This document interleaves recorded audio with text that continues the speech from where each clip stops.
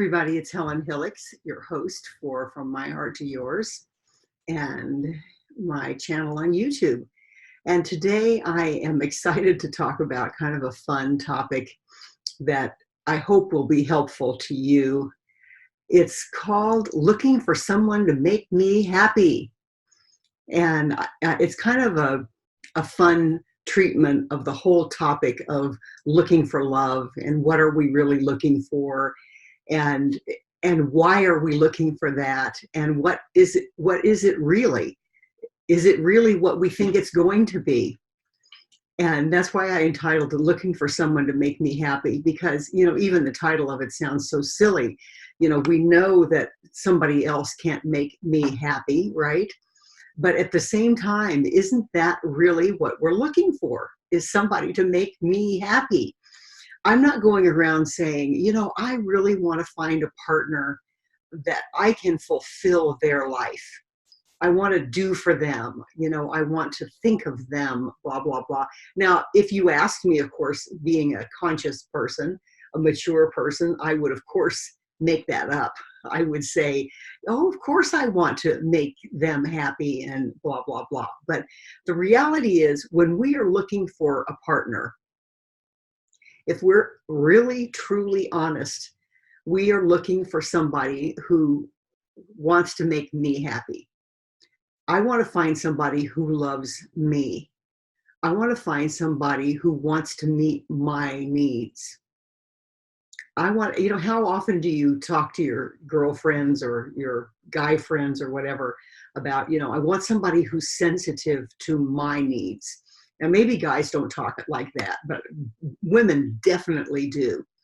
I want somebody who is sensitive to my needs, who cares about my needs, who notices my needs, who notices my moods, who interprets my moods, who really cares about what I'm feeling and what I need.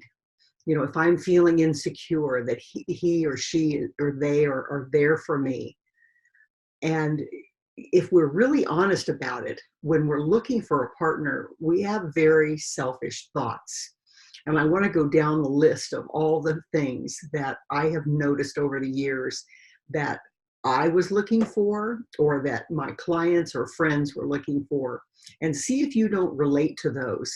And then after I go over those, and after I go over the reality of what they're looking for in us, then I want to talk at the end about what is more realistic and how we can actually have healthy relationships by facing reality, and that they can be a lot more fun and a lot more rewarding if we can get over these immature, ego-focused things that we want. But first we get to talk about them because they are there and they are real.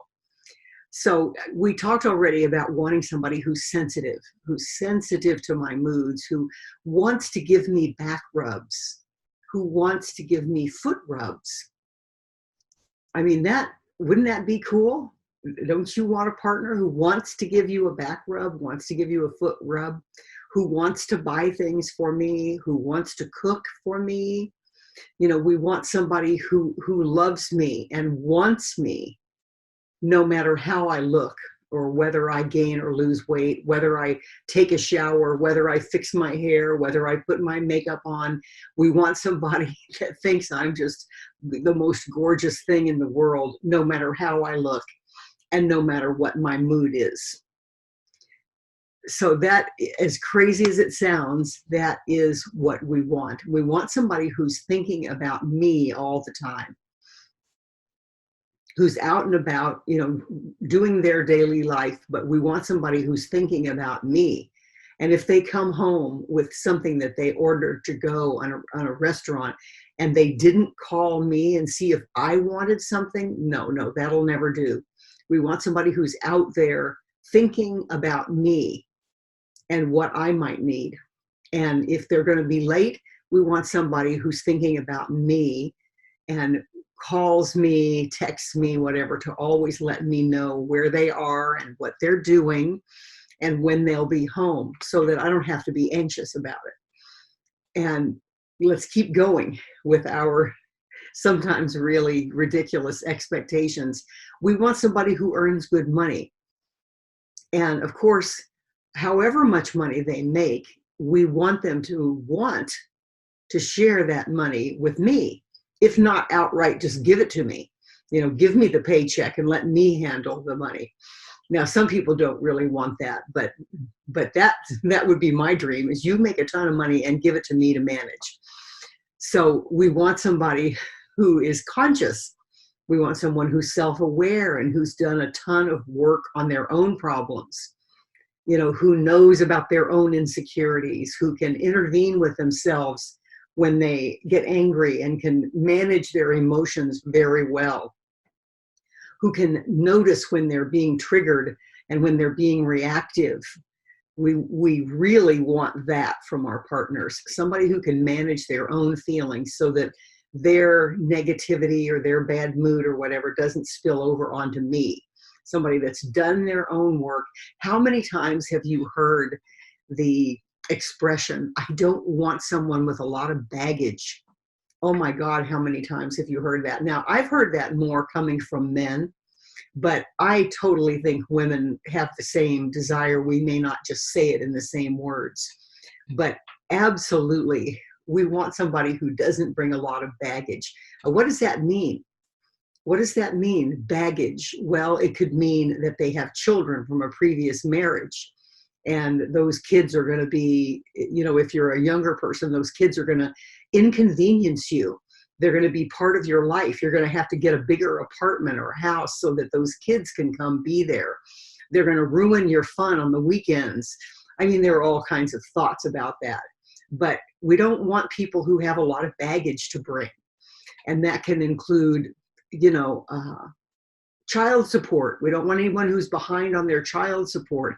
Or we really don't want anybody who even has to pay child support, because then that takes away from the money that I get to have. So that's baggage. We don't want somebody who's insecure and jealous because of a past relationship, a past woman cheated on them, and now they're jealous and suspicious of me. We do not want to have to deal with that. That's baggage. No good. We don't want them to have any baggage. Credit card debt, IRS debt, all those things are definitely baggage that comes under the I don't want it category. An ex-wife who is a borderline personality disorder or some kind of crazy person, an addict, whatever it is, that, and is the mother of your child or is just out there still harassing you. That definitely comes under the category of baggage that we don't want. So we want people to be really self-aware and to have resolved all their issues and taken care of all their problems and don't have any kids and all the other things that I just mentioned. No baggage, please. So we also want a good lover who knows what to do and how to do it without us having to tell him or her or them. We don't want to have to instruct. We don't want to have to go through the process of learning how to be good lovers together. We just want the person to come with all those skills, I started to say in hand, no pun intended, but we want them to bring all those skills into the bedroom so that we can just receive all this glorious sexual expression and intimacy and pleasure and ecstasy without having to work for it. It's just provided for us because we've picked the right lover. And as I mentioned, we want somebody with a great credit score who knows how to handle money. That's a definite must. They have to know how to handle money. They have to make enough money, and they have to know how to handle the money so that we're not anxiety ridden about what they're doing with their money. But let's be real, we also don't want them to be too controlling about money, because we want to be able to still have our discretionary income, and I want to be able to spend my money the way I want to. So we want somebody who handles money well, but isn't controlling about it, so we can still, do whatever we want to do with the money. And if they make more money, we expect them to pay for more things. We expect them to take us out to dinner or to whatever it is, you know, pay for more of the rent or the mortgage or however it turns out. We want to benefit, in other words. We want to benefit from them making money. It's not just a coming together of two individuals. We definitely want them to bring the benefit of their money to my life. And that's a really important point. We want to be benefited by their income. We also want someone who is in it for the long run, you know, who can commit. I don't know what more to say about that one. I just know that that's a reality. And we also want someone who likes to do the same things we do. If we like to ski, we want them to ski. If we like to hike, we want them to hike. You know, if we like to travel, we want them to travel. Whatever we like to do, we want them to do. And if you don't like watching sports on TV, you don't want them to watch sports on TV. You don't want to be inconvenienced by the differences between you.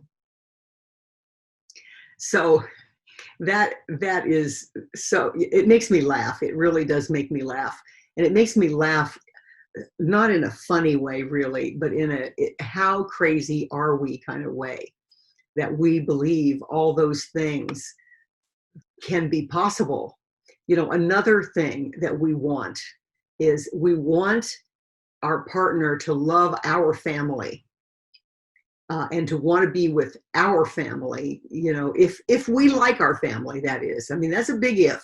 But if you like your family and your friends, then you want your partner to love your family and your friends and to want to be around them more than they want to be around their own. And that is for sure. You know, we want somebody who will fit into my world. So that is absolutely an essential point in lots of relationships. Is relationships break up because of that, because they don't like my family and I don't like their family. So what is the reality is that we get to stop and look at the fact that that other person, our partner, wants exactly the same things. Not that they want the same things that we want. They want the same things for themselves. And we'll go back to the very beginning. They want somebody who is sensitive to their needs. They want somebody who's sensitive to their moods. They're looking for somebody who will make them happy. They are looking for somebody who wants them. You know, if you're hetero and you're a female, you know, your male partner wants somebody who's going to want them sexually, whether they've shaved and showered or not, whether they reek or not, whether they have taken any care, they've got their old sloppy clothes on with holes in them. They want a partner who thinks they're just all that and sexy as hell, dirty, stinky, whatever it is. They want the same thing we want, except on the opposite side. They want somebody who thinks they're sexy and can't keep your hands off of them, even if they gain a bunch of weight and they're out of shape. That's what they want, just like we want that on our side. But they want us to look beautiful and to take care of ourselves and to, you know, to be attractive and so forth. But they want us to want them no matter how they look. Just the same thing in reverse. They want somebody who thinks about them all the time. They want somebody who wants to cook for them. And this can be a real issue. You know, I definitely would love to have a partner who loves to cook. I had one time, but he was an alcoholic, and so it didn't really work out that well. I didn't get a lot of cooking done for me, even though we liked to cook, and it was a real pleasure when it happened. But other than that, my current husband, he will not cook an egg. I mean, absolutely zero. And I don't like to cook. And so here we are. I want somebody who will cook for me, and he wants somebody who will cook for him. And so this is so common. It's like, I'm looking for somebody to make me happy in this way, and they're looking for somebody to make them happy in the same way. But it's from an opposite perspective. And so it's like competing needs. It's always like competing needs. And they want a woman, if it's a man, they want a woman who earns good money, who can contribute to their comfort. They want somebody who makes their lives more convenient. They want somebody who will do the laundry for them. They want somebody who will clean the house for them. And I want the same thing. I want somebody who cares about the household and is constantly looking around and seeing, what can I do to make the household better? And what a pipe dream. What a pipe dream. And then the partner on the other side is not wanting to do all of that themselves either. And they want somebody else who's going to look around and see everything that needs to be done and miraculously just want to do it. When I first got together with my husband, I was doing a lot more cooking. And, I would occasionally say, it would really be nice if you would make a contribution to the cooking as well. And he would say, but you like to do it. And I said, no, I hate to do it, but somebody has to cook or we're not going to eat. And so it's so interesting. I think that's a really good point, is that when somebody doesn't want to do something and they see their partner doing it, they can convince themselves that they don't need to because their partner must like it. They do it all the time. And I just think that's hysterical, because that's one thing that we do to ourselves in order to convince ourselves that that person is fine with what they're doing. If your husband is working a very, very stressful job, but he has to make $250,000 a year to support your lifestyle, you're going to try to convince yourself that he likes that job, that he gets something really important out of that job, because you don't want him to quit, because you like him making that money for you. And, if you really look at things realistically, you might have to say he hates that job and it's driving him crazy and making him miserable. And if I'm really a good partner, I need to say, you know what, you should quit that job. Even if we have to sell everything we own and move into an apartment, you get to have a happier life and you don't have to sacrifice yourself for my convenience. But that is so often. I remember when my husband was driving an hour and 15 minutes each way to his job, and I just wanted him to keep doing it. I just wanted him to keep doing it because he was making good money in it. And we needed that money for our income and for our livelihood to support our household. And I was being really selfish that way. I wanted him to just keep doing that. And so that is often the way we look at each other, is how can you meet my needs? Instead of really asking what is for the highest good of all. I'll get to that a little bit later. And back to the family issue, it's like, I want them to love my family and want to be around my family. I want them to be happy when I invite all my family over to spend the night before Thanksgiving or before Christmas, and we've got people everywhere. But I don't want his family over. I don't really like his family. And, this is such a common thing.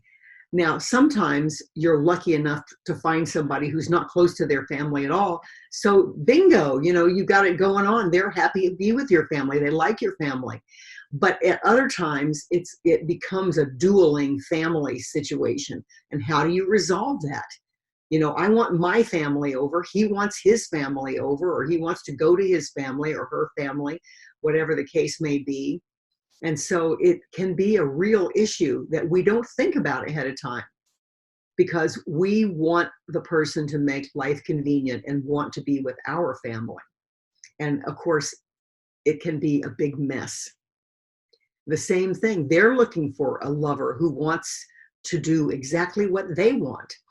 If you have a partner, a male partner, and you're a female, he may want to have he may want you to perform oral sex on him all the time. He may love that, and you may hate it. And you may think, why would he want me to do something I don't like to do? And he may think, why won't she do something that I love so much? And it becomes, again, that issue of, I'm looking for him to make me happy and he's looking for me to make him happy. And never the twain shall meet. And the same thing about having children. He may be looking for a stepmother for his kids. He may be looking for somebody that wants to help raise his kids that he has every other week or every other weekend or whatever it is. And he's tired of trying to do it alone. And he desperately wants a partner to take over some of those parenting responsibilities. And you may think, hell no, I don't want anybody with kids. I don't want them inconveniencing my life. And so this can be a really controversial kind of issue if you don't have realistic expectations of what's going to happen. One of the things that I have seen come up a lot too, even with older children, is that we want a partner who is going to love our kids and will not mind all the money that I'm going to spend on my kid. And the other way around, he wants me to love his kid and not mind all the money that he's spending on his kid. And this is such a funny one that can cause a lot of problems in relationships, is the way that we handle that and the resentments that come about because of it. I know I mentioned we don't want any baggage, but there is baggage because he doesn't want the woman to have any baggage either. He doesn't want to have her have credit card debt. He doesn't want to have her have IRS problems. He doesn't want to have her have a child that has to be paid child support to, or he doesn't want her to have a child that doesn't get any child support. So he's going to have to support her kid from a prior relationship. There are all these complicating factors that just blow apart that idea that I'm going to find somebody to make me happy. It's all such a big mess because our expectations are like that. They are, I want to find somebody that's going to make me happy. When actually the reality is I'm going to find somebody that's going to complicate my life tremendously. That's the thing that you can actually guarantee will happen. Now, if you're lucky, you will find somebody who does love you and whom you love. You will find a partner that you can share your life with, that you can dream dreams with and set goals with, that you can co-create precious moments with every day. But along with that will come all these other issues for real. You will have baggage that you bring. I don't want to have my partner have any baggage, like I was saying about financial baggage or kids or health issues. That's another one. It's like, I got together with my husband when I was 57 and he was 60. And, we're both in good health. And yet, as we're getting older now, I'm 70, he's 73. He just started taking medication for osteoporosis. And it's like, and he's on statins and, it's like, there's going to be something from here on out. We are going to have health issues. And that's something we do not think about when we're looking for a partner. What if he has a stroke or I have a stroke or whatever? It's like, we don't want to think about that it's going to be a huge inconvenience in our lives. So when you think about finding a partner that you can love, be realistic about it. Realize they're going to have baggage. And if they're self-aware, that's great, but they're still not going to be self-aware enough to manage every single emotion they have and never impact you with a bad mood. It's going to happen. They're going to have bad moods. They're going to want to do things you don't want them to do. They're going to have family issues that you don't want them to have. They're going to intervene in the way you want to handle family issues on your side of the street. And the more self-aware they are, the more they're going to intervene with you too. And that is such a funny thing. We want them to be self-aware so that they can manage their problems and not inconvenience me. But the more self-aware they are, the more they're going to call you on your own issues. The more they're going to say, hey, it seems to me like you're in your ego and you're not really considering the big picture or whatever it is. Or it looks to me like you're being codependent with your daughter or your son or whatever it is. It looks to me like you're placating your boss instead of, confronting them about the work situation. And it's like a lot of times we might resent that, but we still want somebody who's self-aware, who's conscious. So, it's back to that saying, be careful what you ask for, because you might not really love the consequences of something that you think you're going to really want in a partner. And I'm not at all saying that you should not get a partner who's self-aware and conscious. That is a big, big plus. But just be prepared for the fact that it's going to be turned on you too. So what do you do? How do you have a healthy relationship where you are constantly dealing with the insensitivities of your partner, or they're dealing with your insensitivities, or you're dealing with their reactions, or they're dealing with your reactions, or you're dealing with their child, or they're dealing with your child, or you're dealing with financial stress or health stresses? Oh, it makes me tired even talking about it. But the reality is there are ways that you can learn to negotiate and talking about everything in the context of what is for the highest good of all. And this is really the only way that you can work out a relationship, is to learn how to live your connection within the context of what's for the highest good of all, including each of you. And I know that I've talked before on numerous occasions about learning how to check in with higher consciousness, with God, with the divine energies, with wisdom, the wisdom of the universe, and to learn a practice whereby you can ask, is it for the highest good of all for us to pay for the braces for your child? And you wait until you both get the same answer. And, I have another video and podcast that talk about how to check in with higher consciousness, how to be guided by higher consciousness. And you can look that up if you want a deeper understanding of that. I don't want to go into that tonight, but it's a very, very simple and very powerful tool to put in your tool belt for relationships, is learning how to check in. And I want to just say a couple of words about that, how it eliminates conflict. Let's say it's even can be used for the simplest things, like what movie we're going to go to. Is it for the highest good of all for us to go to Little Women tonight? And we either get yes or no. And there's no, oh, I want to go see that and I want to go see that. It's like you ask for higher consciousness. You ask for guidance about it. And then there's no conflicts at all. You either get a yes or a no. And if you each get different answers, it's because somebody is attached to an agenda, and then you talk about that. And you learn how to do a release of your attachment to whatever that agenda is, and then you ask again. And so all these ways that you're looking for your partner to make you happy, you actually are making yourselves happy, and you're learning to co-create a relationship that supports happiness, because you're learning how to partner. That's what really makes us happy, is that feeling that we're never alone. That's what we're really, really looking for. We're not really looking for somebody to make me happy, because that's a pipe dream.